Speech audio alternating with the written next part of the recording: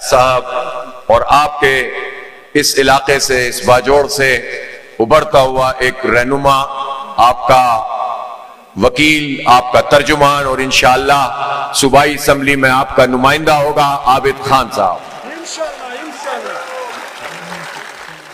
اور میرے بہت ہی عزیز ساتھیوں، نوجوان دوستوں، بزرگوں، سب سے پہلے اتنا شاندار استقبال کرنے پر میں آپ کا شکریہ ادا کرتا ہوں۔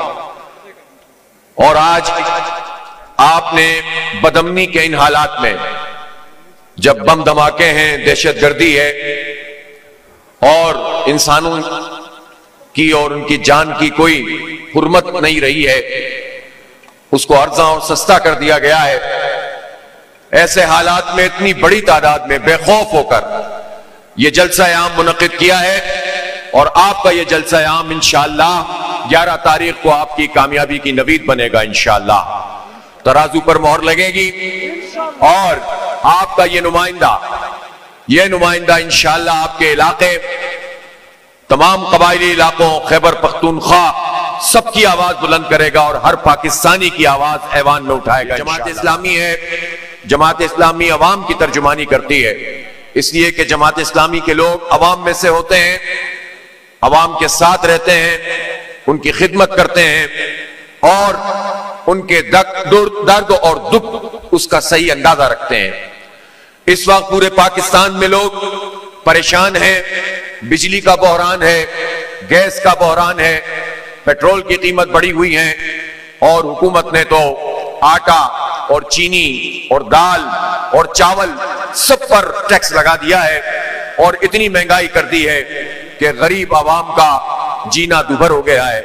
اور غریب عوامی کیا، متوسط طبقے کے لوگ بھی جو اپنا چھوٹا موٹا کاروبار، دکانداری کرتے ہوں یا ملازمت کرتے ہوں، ان کے بس میں بھی اب کچھ نہیں رہا ہے۔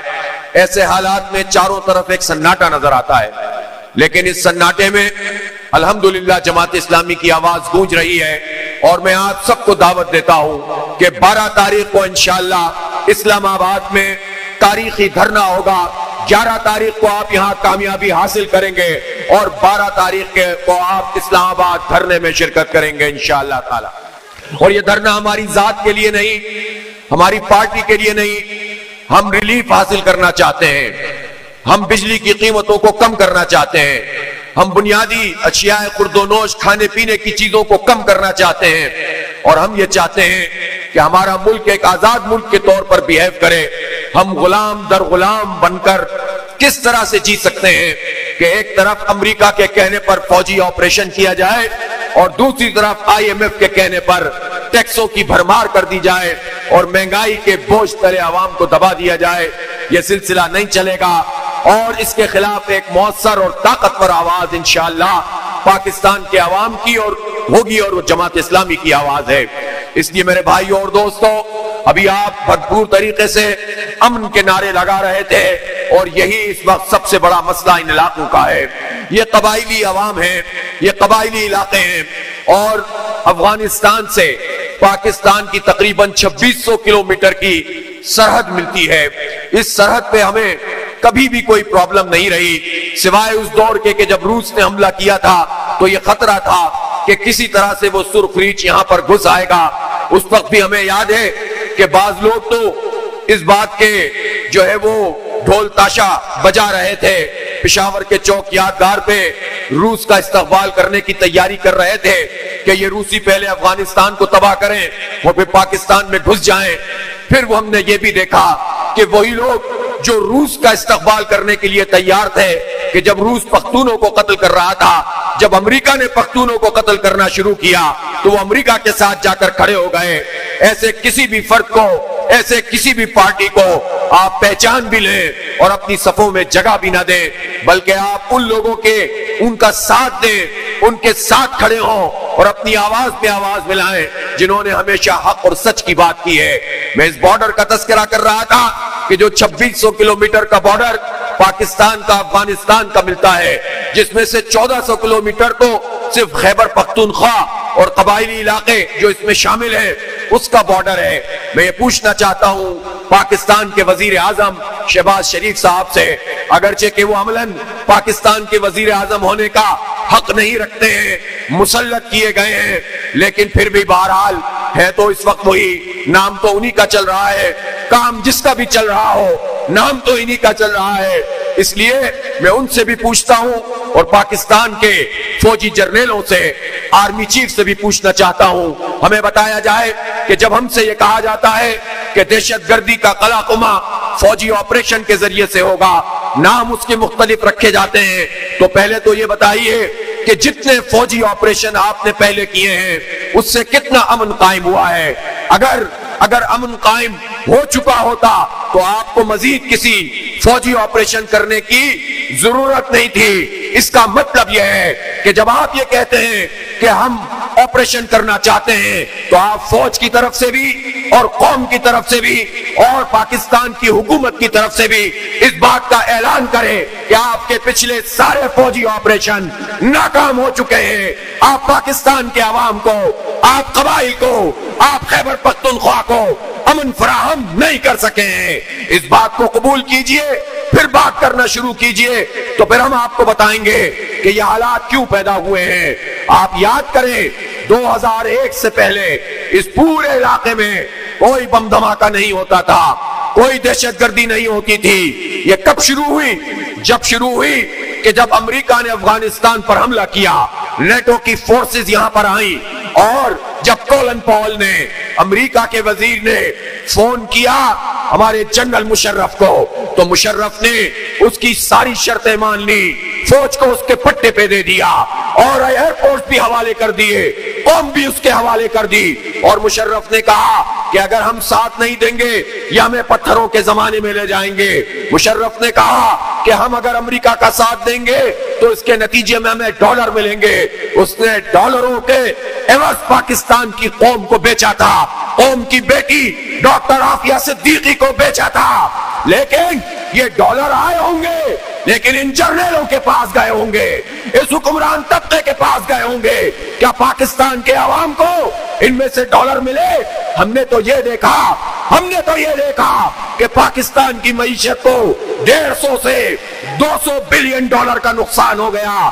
ہم نے تو یہ دیکھا کہ 2001 سے پہلے یہ ہمارا پورا بارڈر ایک سیف بارڈر تھا، محفوظ بارڈر تھا، کوئی دہشت گردی نہیں ہوتی تھی، سب مل کر کام کرتے تھے، محفوظ تھے، پرامن تھے۔ آج بھی آپ کہتے ہیں کہ دہشت گرد یہاں سے وہاں چلے گئے ہیں، وہاں سے یہاں آ جاتے ہیں، وہاں سے یہاں دہشت گرد کیسے آ جاتے ہیں؟ اسلحہ کیسے آ جاتا ہے؟ بارڈر پہ تو آپ موجود ہوتے ہیں، پھر یہ سب کچھ کیسے ہو جاتا ہے؟ اس کا جواب بھی آپ سے قوم مانگتی ہے، آپ کو تو یہ جواب دینا پڑے گا۔ اس لیے ہمیں مزید کسی اندھی جنگ میں مبتلا نہ کیا جائے، اندھی لڑائی میں نہ پھینکا جائے، بلکہ مسئلے کو کبھی حل نہیں ہو سکتی، وہ بھی برادر ملکوں میں لڑائی کس کو فائدہ پہنچائے گی؟ میں افغان حکومت سے بھی کہنا چاہتا ہوں، اگر ان کی سرزمین دہشت گردی کے لیے استعمال ہو رہی ہے تو ان کے لیے یہ سب سے بڑا سوال ہونا چاہیے، اس کے قلع قمع کرنے کے لیے انہیں اقدامات کرنے چاہیے، اور پاکستان کی حکومت کو بھی افغانستان سے بامانی مذاکرات کرنے چاہیے، اس لیے کہ افغانستان ہمارا دشمن ملک نہیں ہے، دوست۔ دہشت گردی کو روکنا ہے، آپ کو اتنا اسمارٹ ہونا چاہیے کہ آپ اس کے لیے اقدامات کریں، لیکن اس کا نام لے کر دوبارہ سے حالات کو اسی طرح سے بگاڑ دیا جائے، یہ قابل قبول نہیں ہو سکتا۔ اس لیے امن ہماری پرائرٹی ہے، امن ہماری ترجیح ہے، امن ہمارا نعرہ ہے، اور امن ہمارا حال بھی اور مستقبل بھی ہونا چاہیے۔ اس لیے میرے بھائیوں اور دوستوں،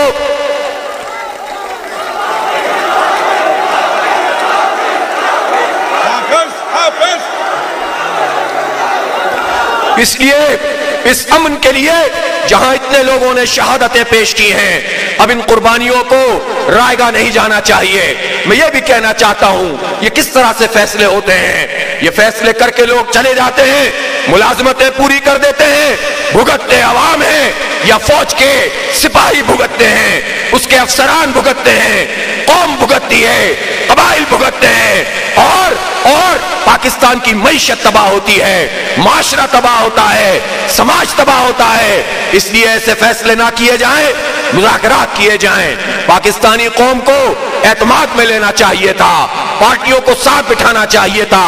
آج تک بھی ہم صرف باتیں سن رہے ہیں، کوئی سنجیدہ کوشش اس حوالے سے نہیں ہوئی ہے۔ آپ ساتھ بیٹھیں گے تو ہم آپ کو بتائیں گے کہ آپ کی پچھلی پالیسیاں پاکستان کو کیا کیا نقصان پہنچاتی رہی ہیں۔ لہٰذا اب ان پالیسیوں کا اعادہ نہ کیجیے۔ اگر آپ مخلص ہیں پاکستان سے تو پھر بیٹھ کر کوئی راستہ نکالیے۔ اور میں یہ بھی کہنا چاہتا ہوں، فوجی آپریشن فوج اور عوام کے درمیان دوریاں پیدا کرتے ہیں، فوجی آپریشن کولیٹرل ڈیمیج کرتے ہیں جس میں گیہوں کے ساتھ گھن بھی پستے ہیں۔ فوجی آپریشن وہ خلیج پاٹ دیتے ہیں کہ جو پھر اس کے بعد وہ جو خلیج پیدا کرتے ہیں جو پارٹی نہیں جاتی ہے۔ فوجی آپریشن ہمیشہ نقصان دہ ہوتے ہیں۔ اس لیے آئندہ کوئی بھی ایڈونچر پاکستان کے لیے تباہ کن ہوگا۔ اور یہاں باجوڑ کے اس بڑے جلسہ عام میں ہم اس بات کا اعلان کر رہے ہیں کہ ہمیں روزگار چاہیے، ہمیں تعلیم چاہیے، ہمیں صحت کی سہولتیں چاہیے، ہمیں ہسپتال چاہیے۔ آپ مجھے یہ بتائیے تمام پورے قبائلی علاقوں میں کوئی یونیورسٹی ہے؟ ایک کیمپس یونیورسٹی کا بنا کے آپ قبائلی عوام کو دھوکہ نہیں دے سکتے۔ آپ بتائیے کہ جب آپ نے نیشنل ایکشن پلان بنایا تھا اس میں آپ نے یہ بات طے کی تھی کہ ہم کاروائیاں بھی کریں گے، اور اس وقت آپ نے حالات کے دباؤ میں فوجی عدالتیں تک بنا لی تھی، پھانسیاں تک دے دی تھی۔ یہ سارے جو کائنیٹک ایکشن تھے وہ سارے کے سارے آپ نے لے لیے، جو نان کائنیٹک ایکشن تھے جس میں تعلیم، جس میں صحت کی سہولتیں، جس میں انفراسٹرکچر، جس میں لوگوں کو روزگار، جس میں مہنگائی کو کم کرنا، یہ سارے کام تو نہیں ہوئے۔ جب آپ اپنے ہی طے کردہ فارمولوں پہ عمل نہیں کرتے تو لوگ پھر کیسے آگے بڑھیں گے؟ یہاں قبائل کے عوام کو روزگار اور صحت اور تعلیم چاہیے۔ انشاءاللہ ان کی آواز یہ ملک عابد خان بنے گا، کام کرے گا۔ حکومت کوئی بھی ہو، میں تو یہ پوچھنا چاہتا ہوں، پی ٹی آئی والوں سے بھی پوچھنا چاہتا ہوں، آپ کے اوپر برا وقت آتا ہے، ہم حق کی بات کرتے ہیں، آپ کا نشان لیا جاتا ہے، ہم آپ کی حمایت کرتے ہیں، ہم فارم 45 کے حوالے سے آپ کے موقف کی تائید کرتے ہیں، اس لیے کہ یہ ہمارا بھی موقف ہے اور اصولی موقف ہے۔ لیکن ہم آپ سے یہ ضرور پوچھنا چاہتے ہیں کہ 11 سال سے آپ کی اگر حکومت ہے تو پرفارمنس بھی سامنے لے کر آئیے۔ قبائلی عوام کو آپ کی حکومت بھی کچھ نہیں دے پا رہی، اس لیے صرف جذباتی فضا قائم کر کے آپ مسئلوں کو حل نہیں کر سکتے۔ یہاں کے عوام کو بنیادی سہولتیں چاہیے اور وہ یہ سہولتیں حاصل کرنا چاہتے ہیں۔ اس لیے اگر آپ بھی ناکام ہو گئے ہیں تو پھر آپ بھی اس بات کو قبول کیجئے، جماعت اسلامی نوجوانوں کے ساتھ مل کر کام کر رہی ہے۔ ہم تو بغیر اقتدار کے سب کو پڑھانا چاہتے ہیں، آئی ٹی کے کورس کرا رہے ہیں۔ پشاور میں آپ نے دیکھا کیسا بنو قابل کا ٹیسٹ تھا، اب یہ سب بچے انشاءاللہ پاس ہو کر ہمارے کیمپسز میں پڑھیں گے، فری آئی ٹی کورسز کریں گے انشاءاللہ۔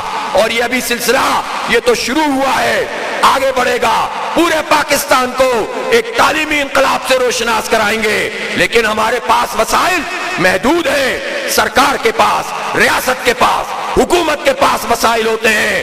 حکومت اور ریاست اگر تعلیم نہ دے، صحت کی سہولت نہ دے اور اگر امن نہ دے تو پھر وہ ٹیکس کیوں لگاتی ہے، وہ ریٹ کیوں قائم کرتی ہے، وہ طاقت کا استعمال کیوں کرتی ہے؟ اس لیے پہلے ہمیں یہ تمام اپنی بنیادی ضروریات اور حق چاہیے۔ حق دو عوام کو، حق دو پاکستان کو، جینے دو عوام کو۔ ہم چاہتے یہ ہے کہ اس کے لیے یہ آواز مؤثر ہوتی چلی جائے۔ آپ سے پوچھنا چاہتا ہوں 12 جولائی کے لیے اسلام آباد دھرنے کے لیے آ رہے کہ نہیں آ رہے؟ پوری قوت سے آ رہے کہ نہیں آ رہے؟ کے پی کے عوام جب وہاں پر پہنچیں گے انشاءاللہ، باجوڑ سے اور قبائل سے جب لوگ پہنچیں گے تو انشاءاللہ حکومت کو گھٹنے ٹیکنے پڑیں گے، قیمتیں کم کرنی پڑیں گی، تنخواہ داروں کے ٹیکس کم کرنے پڑیں گے۔ انشاءاللہ یہ جد و جہد تیز تر کرنے کا موقع ہے، ہم پیچھے نہیں ہٹیں گے۔ پارٹیوں میں اس وقت اپنے ایشوز چل رہے ہیں، ہمارے ایشوز عوام کے ایشوز ہیں، جماعت اسلامی پاکستان کے یوتھ کے ساتھ ہے، پاکستان کے عوام کے ساتھ ہے۔ وآخر دعوانا الحمدللہ رب العالمین۔